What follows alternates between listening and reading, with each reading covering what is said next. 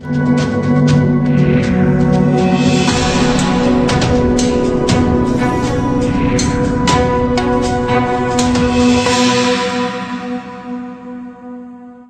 पार्वती ने गंगा को मैली और काली होने का श्राप क्यों दिया था? पौराणिक कथाओं के अनुसार माता पार्वती हिमालय की पुत्री है और कहा जाता है कि गंगा का अवतार भी हिमालय से हुआ है। इसलिए माता पार्वती और गंगा दोनों बहनें हैं। लेकिन ऐसा क्या हुआ जिसकी वजह से पार्वती जी ने अपनी ही बहन गंगा को मैली और काली होने का श्राप दे दिया? कथाओं के अनुसार एक बार भगवान शिव और माता पार्वती अपने निवास स्थान कैलाश पर्वत पर ध्यान में मगन बैठे हुए थे। दोनों का यह स्वरूप बहुत ही मोहक था। जब भगवान शिव ने अपने नेत्र खोले तो उनके सामने देवी गंगा हाथ जोड़े हुए बैठी थी।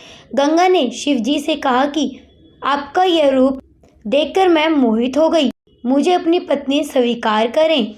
यह शब्द जब माता पार्वती के कानों में पड़े तो उन्होंने आंखें खोली और क्रोधित होकर गंगा से कहा कि बहन होकर तुम यह कैसी बातें कर रहे हो? गंगा ने कहा कि इससे क्या फर्क पड़ता है, भले ही तुम भोलेनाथ की पत्नी हो, लेकिन वे अपने शीश पर मुझे ही धारण करते हैं।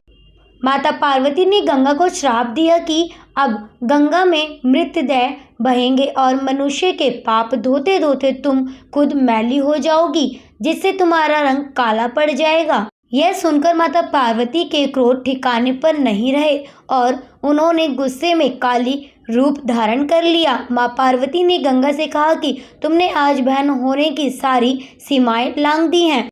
श्राप सुनते ही गंगा को अपनी गलती का एहसास हुआ और उसने माँ पार्वती से माफ़ी मांगी और श्राप वापस लेने को कहा। भगवान शिव ने गंगा का पश्चाताप देखते हुए कहा, उन्हें श्राप मुक्त कर दिया और कहा कि जो तुम्हारे जल से स्नान करेगा उसके सारे पाप धुल जाएंगे। असल न्यूज़ ब्यूरो रिपोर्ट।